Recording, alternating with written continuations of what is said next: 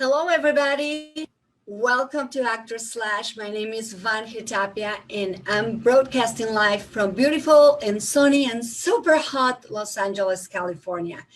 And today I'm very excited because the theme for today is about voiceover.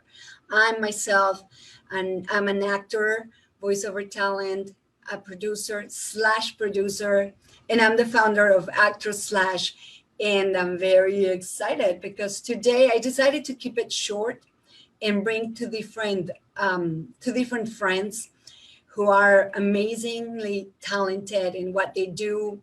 I've known them through different paths. One of them used to be in the very important agency that represents me for voiceover, and he is known as like the director that you want to have with you to help you be there in the moment and bring your voice to the right place. And the other one has hired me to work with him. He is amazing, and he's also director slash producer. But let me go with both of them by one. And sorry, I'm gonna have to wear my glasses here. My first guest, he's a Silvers Awards nominee in 2016. His name is Everett Oliver, and he has built a career in voiceover, animation, career building, booth director, directing actors on auditions at a leading LA-based talent agency, remote auditions, private one-on-one directing, and online directing. In animation and commercial demo recordings, he has directed actors and animation characters in commercial projects. With over a decade of experience in voiceover casting with titans of the industry in animation such as Disney, Columbia TriStar, and film Roman stars, Oliver developed skills that prepared him to put on a director's hat and bring out the best reads for clients on their auditions. As a result of 25 years spent in different areas of animation, the casting arena, and the talent agency side of the business, Everett has a full perspective of what clients are looking for regarding performances and demos. He's traveled throughout the US and Canada. We have to bring him to Mexico, meeting agents in order to build relationships and get a better understanding of the different reads in other markets across the nation. Everett is also a pro at career building, which evolved as a natural extension of directing clients for auditions. In this service, he directs clients, helping them develop long, rich careers. He travels and educates voice talents about different markets around the nation and critiques their demos. Ooh. Everett, welcome. Thank you. Thank you for having me. That was a long bio. I never had a short one, but you know what? I know. It's so important. It's very important. It's very extensive, but it's really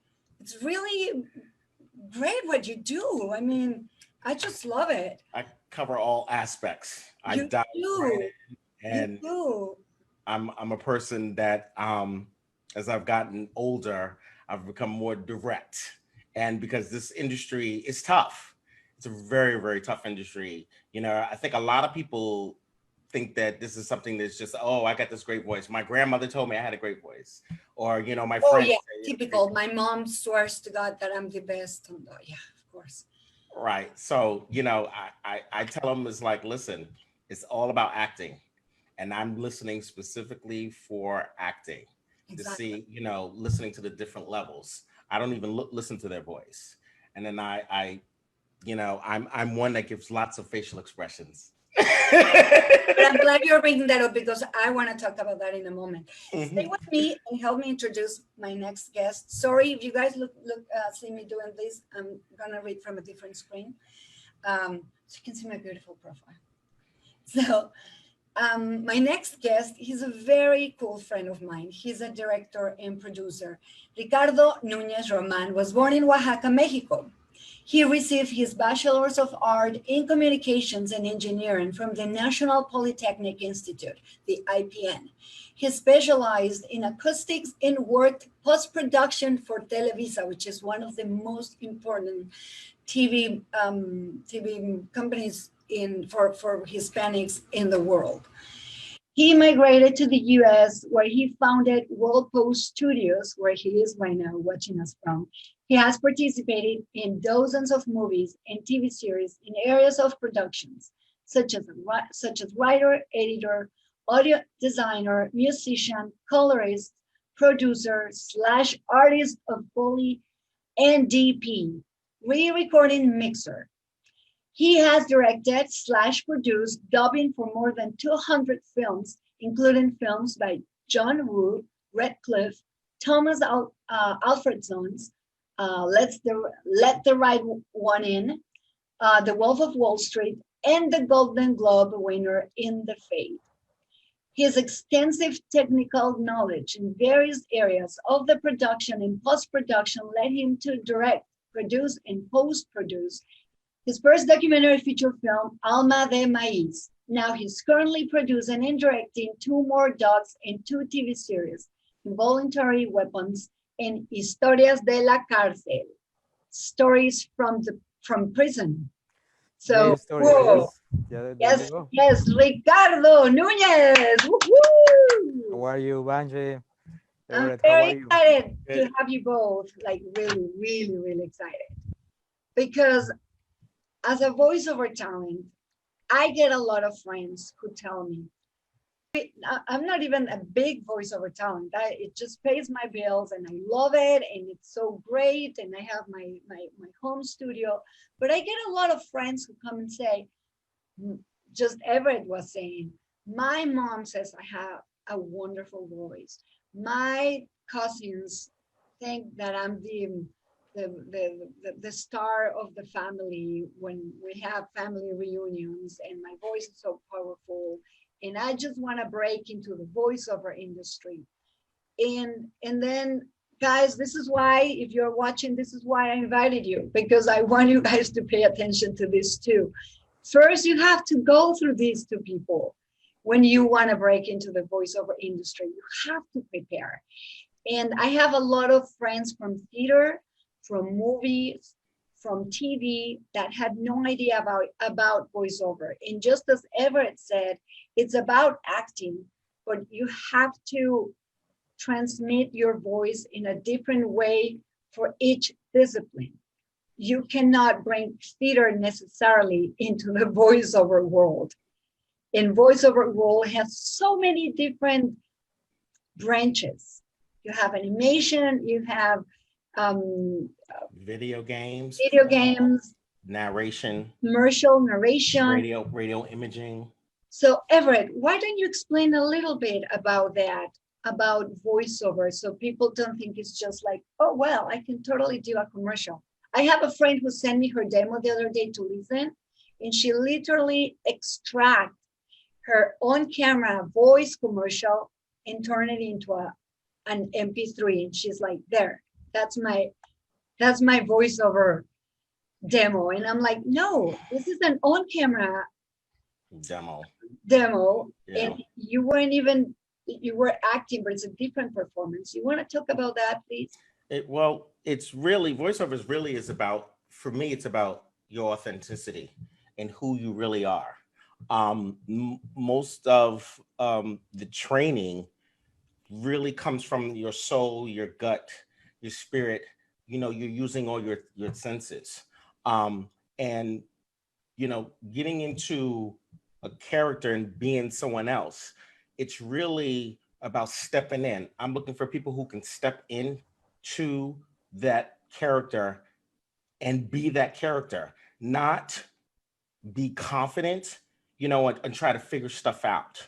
The people who come from the theater world, they're more or less shouting and speaking to an audience, screaming at them. When you're doing voiceover, the person is really like right in front of you. Right. So you have to remember, when you're doing voiceovers, you're speaking to someone there's, certain rules. Stop worrying about, your voice. Um, the on camera world, they're used to, stopping and posing and doing all cuts and not really understanding that it's all about, how you look, but it's your emotions. It's that tone. So that's what, really voiceover, is about as far as doing from an on-camera demo into a voiceover demo, two totally different worlds. Um, they, obviously they need to learn what specifically we do. My one of the suggestions that I'm thinking of on the top of my head is they need to listen to what an actual demo is before they translate, their on-camera stuff into voiceover. Now, before you do a demo, Ricardo, on your post-production company, you do demos. And there's a lot of friends who are like, I just want to have my demo done. And sometimes different friends also send me their demos because they probably think I'm going to hire them for something. And I'm like, I'm just a voiceover talent. I don't hire people. But like, oh, just give me your advice. And then some of them even sound the same. Like they pick, whoever did their demo, they pick exactly the same commercial for several people. And they sound the same in all commercials they use. I mean, when they're doing a commercial demo. Ricardo, why don't you talk about when is the right moment to have a demo? Because if you're not ready, you shouldn't even spend money in a demo. I think you should prepare, you should train, and you should have someone who guide you. And when you're ready, that's when you should invest in a demo. Or luckily, probably you already booked a couple jobs, and then you can create your demo from those commercials. What do you think about this, Ricardo? And when is the best time to do a demo? And how do you select the demo? How do you help the actors to get their demo, to choose the right commercial for them? Okay, well, unfortunately, I think the right way to do a demo, I mean, it varies from people to people. First, you need pretty much to know your voice. What are you standing for? What are your capabilities? What type of voices you can do? Because based on that, we can determine what brands in terms of if you're trying to do a commercial demo, that most people are trying to do a commercial demo because it's where the most profitable business is. So basically that's what you need. You need to know your capabilities in terms of voices. If you have a soft voice, for example, obviously you are not going to pretend to do something very institutional because your voice may not fit for that type of commercials. The right moment to do it, unfortunately, everybody's asking for a demo. So I think as far as somebody asks you for a demo is the right moment when you really should to invest in a demo. So the first thing that we do here when somebody comes to produce a demo is exactly that. I try to read several different areas without recording really, just to know the capabilities of each one voice. And then we can select after that what type of commercials are suitable for you. Of course, it's valid, I think, to use air commercial, real scripts, because you can also are telling the agents of someone, this is how my voice will sound in that commercial. If you hire me. Yeah, exactly. So many people are aware of that. Many people are scared of that because they say, no, I rather to create brands. That's okay. We also can create brands, so nobody get offended. But brands that pretty much related to what people used to hear. If you're gonna do makeup, for example, for a lady, okay, we can create a brand. But we know exactly how the makeup brands are marketing in the advertisement. So we know if your voice fits, and then you can record. So basically that's the process that we take. First, a session to know your voice, to know your capabilities, and then we carefully select the best commercials for that suits better to your voice. Basically, that's the process. Right. And let me add to that too, is it's also coaching, coaching, coaching.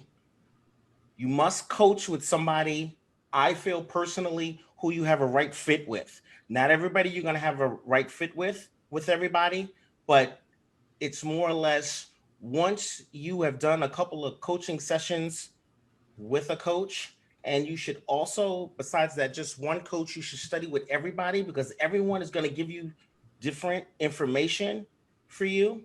You will know exactly when you are ready to do a demo. I would have, pass your demos on to other people, other voice talent who've been in the business longer than, and I'm going to say it, more than 10 years plus, because they know specifically what a demo sounds like.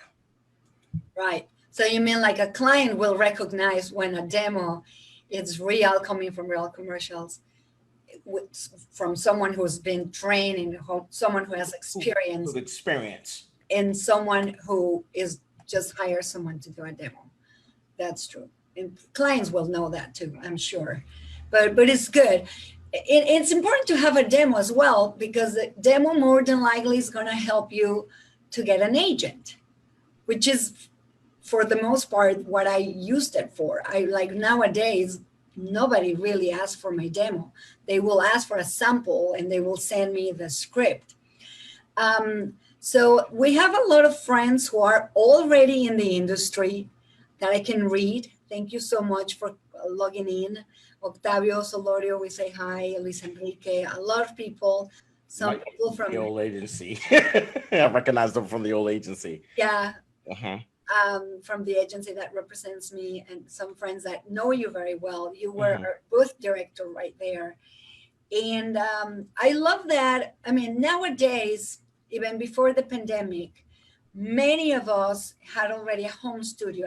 It is very convenient. But I found one day, I remember being in a party, and then this voiceover talent came and say hi to his agent. Actually, Ilko used to be here, and he went and say hi to Ilko, and Ilko didn't recognize him, and he's like, "You don't really recognize me?" And Ilko answers something so smart, and he was absolutely right. He's like, "Actually, don't. You've been my agent for 10 plus 15 years, and you don't recognize me." So he said, "How many times have you come to the agency? Do you email me your auditions? Have you stopped in 15 years? How many times have you stopped at the agency? I mean, you can't keep up. Do you write us very often? It's only your voice. They cannot visually remember you anymore." And I really want the pandemic to get over so we can have these Interaction. one-on-one interactions again, so we can come to the agency again. I love it as an actor. It's so convenient to have it, but it's so important to be present. Because when I came in audition many times, you will be there, and you will give me another insight that I couldn't see. I feed off people's personalities and energies. Once I kind of figure out your personality, then I can better direct you. It's almost as if I'm in your head and I can pretty much hear specifically where you're gonna go with it. And then it's just really me to just give you the option of going another direction that you definitely didn't see or hear. So my role as a booth director is really important, even though we were considered the low bottom of the barrel as far as an agency, but we were the ones that interacted with the actors, and we were the ones that, at least for me personally, I got to know about maybe 200 and something personalities. And when auditions were coming in late, the actors, they just called me and contacted me and told me, "Hey, I'm about to send my audition in. Can I still get it in?" So it was a really important role for me, rather than being an agent. And agents' roles are important, but I'm just saying, the booth directors were just as important as the agent, and say so. Right. Now, something cool about the two of you, and this is why I brought them both. Everett, do you speak Spanish? I don't speak Spanish, no. But Would you I do speak, it? I speak somewhat Spanish. I'm from New York originally, so I know the Puerto Rican language really well. But you were directing us in Spanish, even though you don't speak Spanish, you Right. understood I because do you will understand. get the copy in both English and Spanish. So you Hmm. know the idea, and you understood that they were two different markets, Right. and you had to take two different directions. Right. You understood that because Hmm. I'm seeing that a lot of people, a lot of Hispanic friends are Actors. logging in, people that I don't even know. Thank Hmm. you. From Argentina, Joel Gonzalez is logging in. Thank you.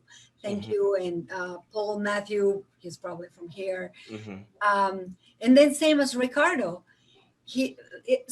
English is not his first language, but Hmm. he has directed many actors from different languages, both of you, Right. when they have different, they need different accents. And the reason I'm saying this is because Los Angeles, New York, the US is Right. a very, very diverse country. There's a lot of diversity, a lot of inclusion.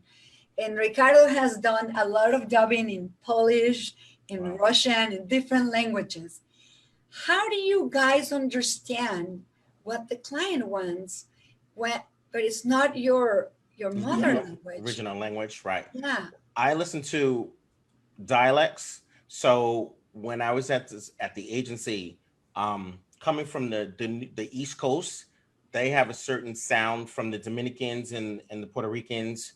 Um, the Mexicans here, I can tell the tone a little bit differently. I can't really describe it. It's just something that I just hear and I go, oh, okay. I do remember, which was really quick story. I do remember a client that I previously had, and he had to read um, a commercial from the East Coast version and the West Coast version, and it was so funny because he didn't understand the dialect on the East Coast version. So I gave him a sample of what it sounded like on the East Coast, and we listened to the because he actually speaks Mexican, so it was easy. So he slipped right in. He actually booked the job, and we laughed about it. So it's just a tone that I specifically listen for. How about you, Ricardo? Because you do so many dubbing jobs. You book. I mean, I have referred you with a lot of friends, and they just like, thank you so much. It's been awesome being with Ricardo. I just did my first dubbing job, and Well, dubbing is a specialty in the voiceover. Is I think the most demanding acting skills are basically in dubbing from all the voiceovers, because you really sometimes have to cry and to be mean or to be sarcastic. I'm not directing all languages. I'm just direct the language that I'm more familiar with. I also speak Portuguese, so I can direct that. Sometimes I take some direction on French. It depends on the project. But definitely, for example, for Asian languages, I always hire a director. It's very hard to understand emotions with a culture that is totally different from your culture. If it's French, if it's Italian, of course, it's close to Spanish.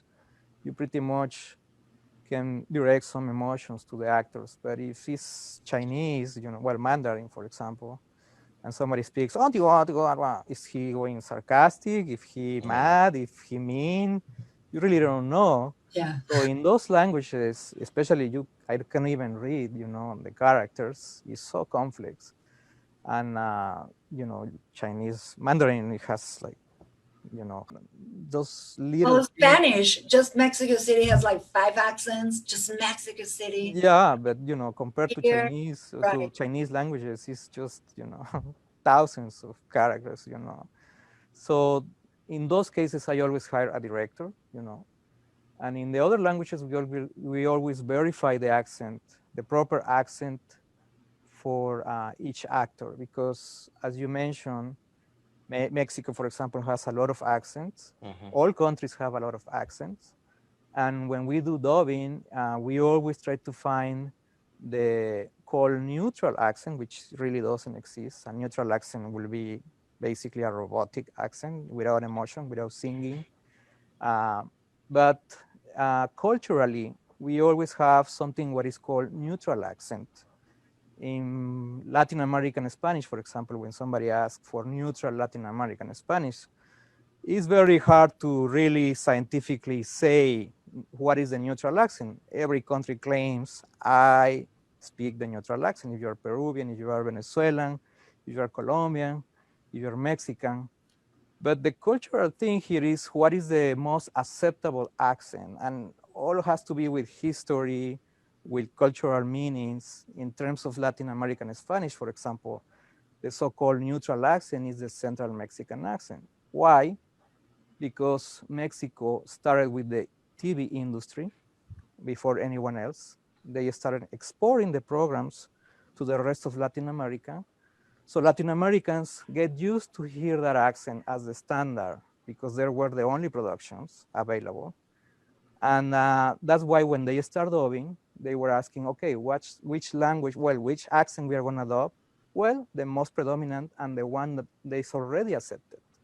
So that's why the Central Mexican accent is considered as the neutral accent. Not all Mexican accents, we are not saying that, but that's a cultural thing. In case of Brazil, for example, the neutral accent is not the capital city, it's not Brasilia.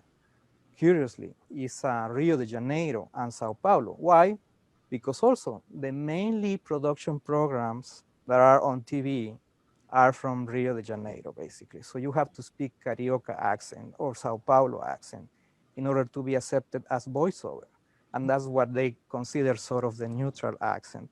So every country has their own particularly culturally accent that is accepted for voiceover. And we also have to verify that the actor can meet that accent without something forcing. And for that, I always hire coaches, experts who validate the actors before I can hire them, because otherwise, I probably can speak a little bit of French, but going to the accent area, that's gonna be very tough if I not consult an expert. I want to ask Everett, since you help actors for the most part, what would be the kind of exercises that you will recommend, not only voiceover, but anyone? Like something that helps me as an actor, voiceover talent, or theater performer, it's reading out loud. Sometimes Yeah. I read every day. Sometimes I read sitting, sometimes I read in movement when I'm having some motion. Reading in a bathroom helps out loud. If you stumble a lot, warm up your vocal cords. In the morning, there's some exercises that you can. There's plenty of things that you should do. Stop drinking that coffee. I know some people are gonna kill me about that, but that's okay. No coffee. Don't drink cold water. Drink warm water. To loosen up your vocal cords. That's all. That's hitting the brain right now. Like for instance, if I'm going to a session in outside in a studio that is not from home, I love listening to commercials. Mm-hmm. I love recreating commercials. That doesn't mean that I'm copying them and I want to be like them, but I'm copying and repeating what the commercials say, but with my own voice and with my own style. Mm-hmm. I love doing those things, or like that's a way to vocalize, or Mm-hmm. or, or blowing balloons for air. I love. Watching watching cartoons with the TV off, listening with the TV off for physicality, turning your back and having the TV on and listening specifically. That's sort of an exercise. You should be doing everything. You should be like a sponge when you're doing voiceovers. Train of thought, it'll come back. What else were you gonna ask me? What, Ricardo? When you have a session, a long session, because you do audiobooks too, long audiobooks, because I'm sure you have encountered actors who don't have enough air and they are just reading in the middle of the session. What are the biggest mistakes that actors should be avoiding? Yeah, well, in terms of voiceover, taking also a little bit of the question of the exercise that you have done, or the exercise that you should do. We need to think like acting is one of the most demanding career in terms of preparation. An actor never has to stop to get prepared in all areas, you know. Uh, and voiceover, since it's a specialty within that acting career, also, you know, all the skills that you can bring to the recording studio are always welcomed. Again, in terms of dubbing, you know, acting is a big part of that, and it's kind of hard for some actors because they cannot use their body to express.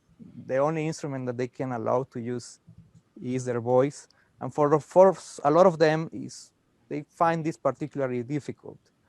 So that's a good strategy to start with if you want to do voiceover. Try to think in not to express in terms of your body, but in terms only of your voice.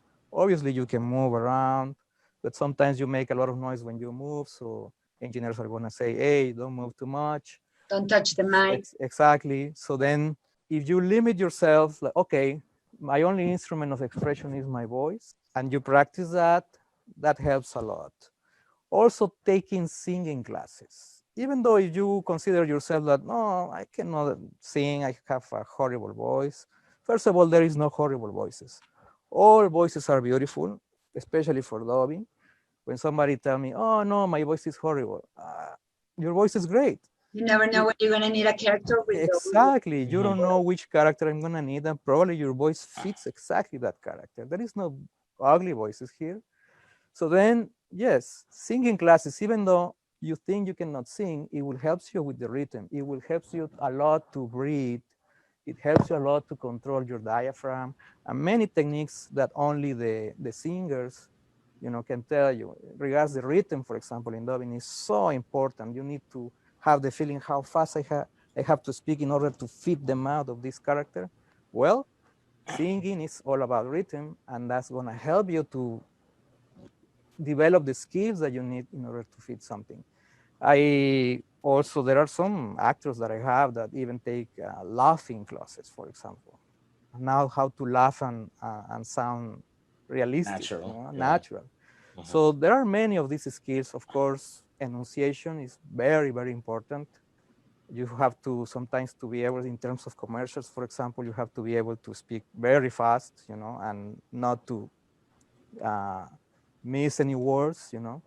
So Legal. those are the skills that you should be developing as a voice actor, but also any other skills that you bring independently as an actor to the recording room are always welcome.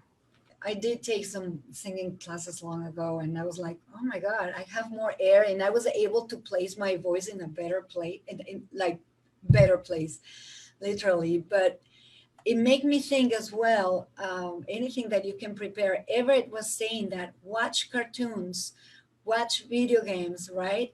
If you want to break into animation, watch animated series, animated movies. Want to do audiobooks, read and listen to audiobooks. If you want to break into video Commercial. games, you have to learn to do that. Commercials as well. That's here, Barbara Hensley. She says that iSpot TV is a great resource. Yeah, you can do that as well and do somatic exercises, which is pretty much what Everett was saying. Regarding agents, if someone wants to get an agent, what would be the best way to do it? For the at least the LA and maybe the New York markets, I would contact your booth directors. If they're booth directors who or people who you've worked with, I would contact them. Some actors go through other actors to contact agents. I would network into the system. I'm an advocate of people networking. So if you're looking for a specific agent and you want to submit your stuff, your materials to them, I would network to get your stuff to them rather than send the demo directly to them because they don't know who you are.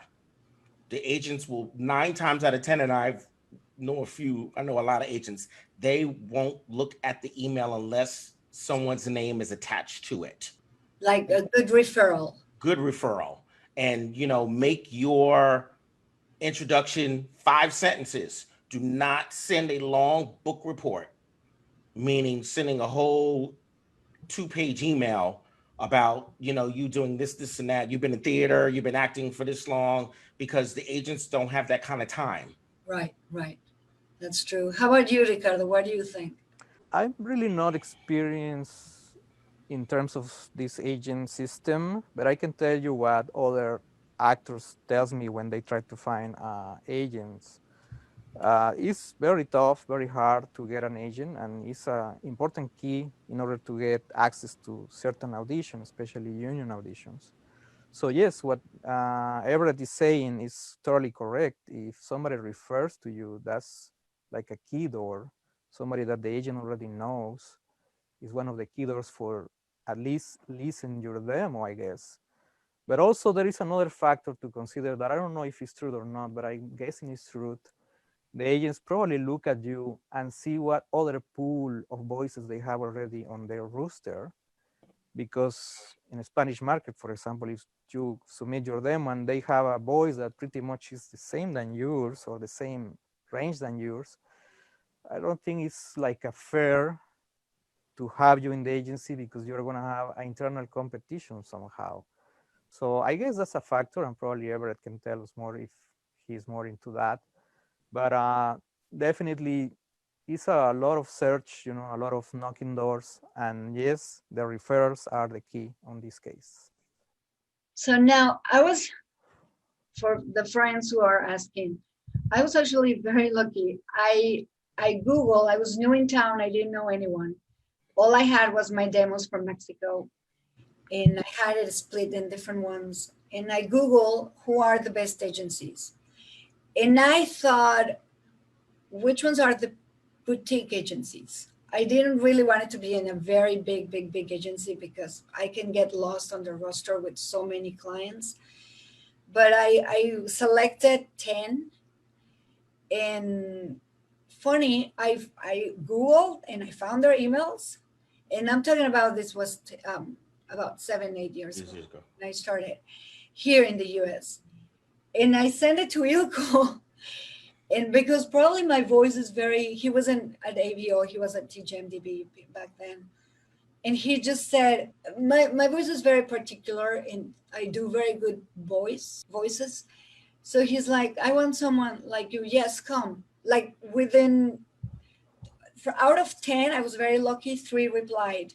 And I was in union. I was not union at the time. And maybe more than 7, 8 years. So I met with him and he got me and we did a trial for 3 months. And in 3 months, I didn't book anything really. And he was just like so cool and nice. So then I was introduced in a party by to my now current agencies, and then a friend referred me in that party. So you do guys surround yourself by people from the industry. And this friend referred me to my new agency, and I've been with them ever since. That's how I met Everett. And shortly after, Ilko moved to that agency. And when I moved to my new agency, my very first audition, I booked it.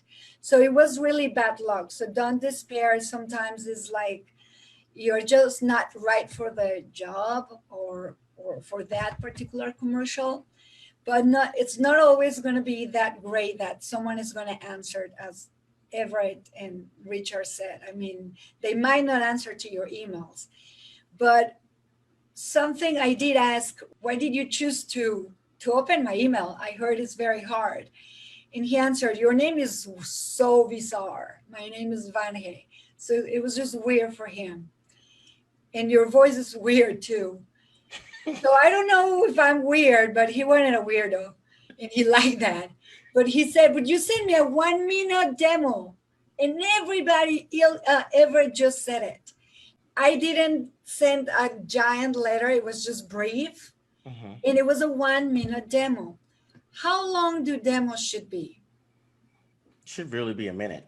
It should really commercially should be a minute. Animation goes a little bit longer, but not too long. I would say probably about a minute and 15. I can't even think. But yeah, it should really just be a minute really short. You're putting your true, authentic self on the demo. Those should be at the top of the demo as far as your natural voice. Your natural vocal quality should be the first spot that they're listening to. Not, you being all down deep here, which is really phony, and that's not you. I like a lot of people tend to put those voices up first to stretch themselves, but no, they want to hear the first spot is you. So, what is something that you guys really like when an actor comes to your booth that you want everybody to do that? Their natural personality. That's always what strikes me. Cut out all the phoniness, cut all the BS out. Just bring you. That's what I'm listening for. I'm listening for, like I said, you're acting. We want to know how funny you are. We're a city, Los Angeles in animation is a city of we want to know your comedy timing and how funny you are, how well you can hit those beats and hit those notes, how well you can step outside the box. If Ricardo gives you a couple of extra characters, are you dubbing, whatever dubbing situation is, how well you can go from one character to another character. It's just your improv. So that's what we're all listening for and looking for. Not this being pushing yourself, pushing your voice and not being true to who you are. They'll know it right away. A casting director will totally know it right away. Right, right. How about you, Ricardo? What's Well, something that really attracts you from an actor? in terms of dubbing, we always looking for versatility. So when somebody comes and dub for the first time with me, we always play at the end of the session. I always try to select the best character who fits your natural voice. That's my key. But also I want to know what other voices you can do without sounding unrealistic. So I always play with my actors and trying to say, okay, pretend to be 70 years old people, or pretend to be maybe a teenager or a kid. Some people can do kid voices, especially females. Now be mean, now be a wizard, now be a witch, etc. So we play a lot. So I wanted to see what are the limits. Also, maybe you have a higher voice pitch, lower voice pitch. I just need to know the capabilities of everyone and see what are the limits in order to sound still realistic. So when somebody gives me that versatility in terms of type of voices, that I'm very pretty much is going to be higher again. So we have a couple of minutes left. Jessica Cooney is asking, how many different voices should we have in our demo? Everett, both you want to answer that? Normally, when I'm working with people on a demo, I tell them at least have about eight voices. But what happens is I cut. So I'm listening for probably your top 6 character voices that you're putting on a demo. But I usually tell actors to prep for 8 to 10. Now, voices, the kind of voices and also emotions and inflections, probably your commercial demo, maybe one scene is acting and the other one you are the main AVO, as we call in Mexico, the institutional voice. Would you mix AVO with characters? You can use one character demo for a commercial. Right. You never know. You never really know. How about you, Ricardo? What do you think? Well, since the demos these days are shorter and shorter, fitting a lot of voices in 1 minute can be a really challenge. So you really need to know what you are trying to do the demo for. If it's commercials, it's going to be really hard to get so many voices in that small period of time. But you need to really know what are the best chances that you have, know your voice again, and then select. It's better to select the best voices that you can do instead of trying to cover too much, and then everybody will get lost and exactly know where it's going to portray you. So there's another question right here from Joel Gonzalez from Argentina, I think you said.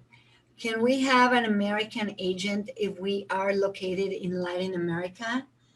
I think they can. Yeah. You can. Yeah, you So can. too, especially if you speak English, I assume, right? Well, in Spanish too. I mean, Spanish. he speaks Spanish, neutral Spanish. We need to be careful here. I mean, we love all the accents, Argentinian accent, but you need to know that, neutral accent is the one that is being used for commercials in US market, because 80% of the Spanish population is Mexican. So if you are able to speak with that accent, you can have an agent, and with the technology that we have now, you can record remotely. What do you guys think about, well, right now, the voiceover industry, we are having, we're using more our home studio more and more, the ones that we had it in the past. But at the beginning of this conversation, Everett brought something very interesting. Now actors from different branches want to be voiceovers because there's a lot of work that you can do from home. But unfortunately, they're not really voiceover talent actors. They are actors from theater or from Film. and everybody's setting up their studios and they're ready, their capabilities and everything, but they're not ready. What advice would you give them? I would find somebody in the voiceover industry, who do you know, to help them get prepared for our specific industry. They're two different, totally different worlds. You thinking that you can go ahead and do it. I've worked with a bunch of actors, and the first thing I hear is theater, huh? You have a theater background. You don't even have to tell me a little bit about you. I can totally tell within a second.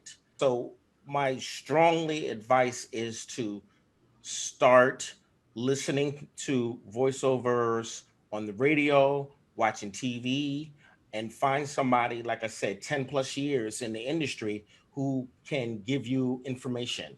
We are the only medium, I can say we're pretty much the only medium that is very helpful in our career. I will stand by that. We are willing to, assist, Good. whether you knew or not. Ricardo? Yes, well, in terms of dubbing, we always do lip sync, and it's very hard right now to record remotely. We have a system that we kind of develop in based on one of these remote platforms where we can send video and do lip sync. But if the actor in the other side doesn't have the training to do that, definitely we cannot hire. Also, we have a specific program. We are always looking for new voices to do lip sync, because this is such a specialty. It's very hard to get the rhythm in terms of putting everything on sync. You need to know the strategy, how the session works, many things. So we always are welcome to train new actors who doesn't have experience in voiceovers. But obviously that takes a process of several sessions in order to really, get them bigger roles. We always start with the small roles. So unfortunately, in this situation that we have now, if somebody just want to start doing dubbing remotely and they don't have experience, I don't think that's going to work. Maybe another route in terms of trying to do narrations or maybe commercials or things that are easier is a good starting point for people who has no experience and they really want to go into the dubbing. Paul Matthew, he's asking, what about making a tourism demo in English and marketing to our Latin and South American markets agents?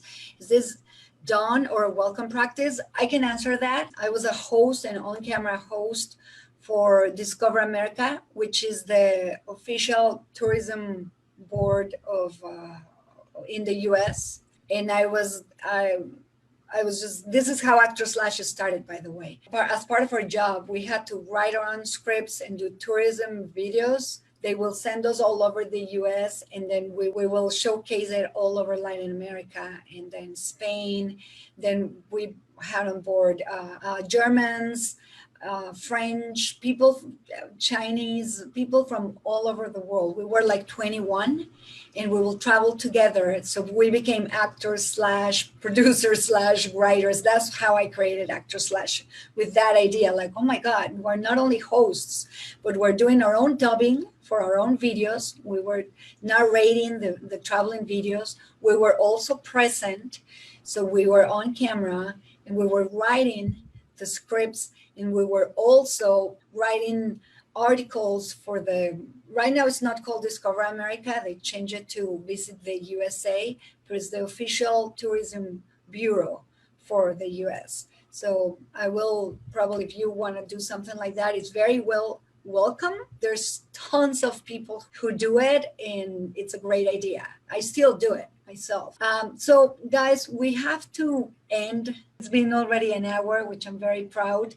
But before we go, I want you please to tell our audience where can you be found in case they want to take Everett classes, or Ricardo, I'm sure you're always looking for new voices. Please tell us, Everett, where can people reach you? My email address is my initials EO at voiceactingdirector.com. And my website is voiceactingdirector.com. And they should put actors / in the subject matter if they're emailing me, so I kind of sort of know who you are. And make your emails short, 5 sentences. So I'm saying it with a smile. You don't want to mess up with Everett. You don't want to, yeah. How about you, Ricardo? Well, the website is worldpoststudios.com, and the email address is ricardo@worldpoststudios. So you can email, send, if you want to send your demo, please don't send it into big files, only MP3s, that's enough. And especially if you speak a native foreign language, we are more interested in that. As most exotic as it is more welcome. If you don't have an MP3, if you have a YouTube page, send the links. Those work too. If you have experience with dubbing or whatever, that's even better. So you don't send heavy files. Voiceactingdirector.com and worldpoststudios.com. Those are the two websites. I can be found at vangetapia.com. And actors/ just as it is, actors/.com. Make sure you put 2-letter S in the middle. Actors is plural. The last question, and just to wrap it up, because it's something that I wanted to talk, and Octavio is insistent, and he's right, very important. Octavio saying, like Vange, ask them about eating green apples or drinking orange juice during recording. I remember the green apple when I use it. It helps me a lot with it. Saliva and rinses my mouth. And the citrus, and correct me if I'm wrong, anything citrus will kind of like loosen up any flames from my throat, and dairy will cause it. What do you guys think about it? Well, I think that's questions mostly for physicians and things like that, you know. We have these problems with the thickness of your saliva. If it's very thick, you start making some noises, and that's very bad for recording. That's where these remedies of the apple and drinking water in order to put a thinner saliva, it helps a lot. Also, we all know that when you wake up in the morning, your voice is so different from when you arrive to the studio, probably. It's very deep voice. Probably if you are recording a trailer, it's the best way to record right after you sleep. So if you take a nap and then you're gonna record a trailer, maybe it's gonna sound like the bass as you can. So there are techniques, but there are situations also when you really need to have a different voice. So again, you know, this is kind of physicians, and everybody's different. You know, if you suffer from acid reflux and things like that, obviously your vocal cords are going to be damaged, so you cannot eat certain food. But I wouldn't say, you know, don't drink citrus, because then maybe you are going to be lack of vitamin C, and they're going to blame you if they get a cold, you know. So everything depends of everybody. So everybody's different. So we need to really take, you know, some precautions there, but not take it too serious. I'm different. I just drink water. No orange juice, no milk. You know, have a small piece of candy. You can have a little, you know, have a little chocolate, you know, for energy. But you know, definitely with this acid reflexes, you should just be drinking water just to hydrate yourself, you know, before you go ahead and go into a session. I don't know, no milk. I don't know anybody who drinks milk before they go ahead and go into a session. And I don't know anybody who really drinks orange juice or tea. You know, the only thing I would say to you is just hydrate, keep drinking, drink lots of water. You should be really, really drinking lots of water. And it should be room temperature and not cold water, not ice cold water and putting ice cubes in it. Right. Because that's damaging your cords. Right. And know that and like you said, that Perrier, I think I have a client, you know, who drinks Perrier or something like that or something. So no, cut that out. You know, tap water. Very well. Well, thank you so much, guys. For those who are watching, please like Actor Slash. Just click on it. Click also in World Post Studios. He also has a fan page in Everett. Follow him. If he doesn't accept you as a friend on Facebook, at least you can follow him. You know why? Yeah. But thank you so much. Next week I'm gonna be having different producers and directors. Is going to be very interesting. That's going to be the theme. So you want to be here. Follow Actor Slash so you don't miss out any of these amazing conversations with people in the entertainment industry. And once again, Everett, Ricardo, muchas gracias. Thank you for all the people who joined us. Take care. Peace. Wear your freaking mask. Take care. Bye. Bye. Bye.